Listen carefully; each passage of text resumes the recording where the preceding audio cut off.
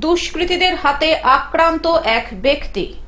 কোর্টের নির্দেশে জায়গা দখল করতে গিয়ে দুষ্কৃতীদের হাতে আক্রান্ত হলেন এক ব্যক্তি। মুর্শিদাবাদ জেলার কান্দি মহকুমা আদালতের আইনজীবী দীপেন ঘোষ কান্দি মহকুমা আদালতের নির্দেশ অনুযায়ী কান্দি মহকুমা আদালতের এক পেয়াদাকে নিয়ে জায়গা দখল করতে গেলে পূর্ববর্তী দখলদারদের হাতে আক্রান্ত হতে হয় ওই আইনজীবীকে। বর্তমানে কান্দি মহকুমা হাসপাতালে চিকিৎসাধীন রয়েছেন ওই আইনজীবী।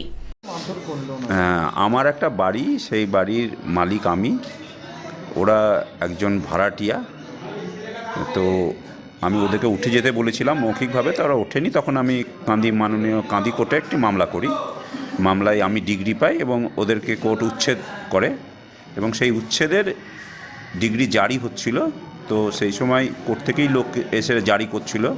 তো আমি আমার বাড়ির মেন গেটে দাঁড়িয়েছিলাম। তখন ওরা দলবল মিলে এসে আমাকে রাস্তায় ফেলে মারধর করলো, বাঁশ দিয়ে মারলো, রক্তাক্ত জখম করে দেয় এবং গলায় পুরো হুমকি দেয় বাড়ির আমার মেয়ে বউ এদেরকে বাড়ি থেকে বেরোলেই নাকি খুন করে দেবে। এইসব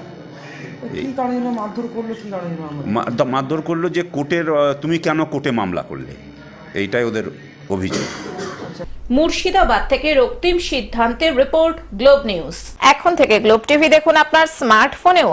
গুগল প্লে স্টোর অথবা অ্যাপল স্টোর থেকে ডাউনলোড করুন গ্লোব টিভি লাইভ অ্যাপ। এছাড়াও জিও টিভি অ্যাপ থেকেও দেখুন গ্লোব টিভি লাইভ।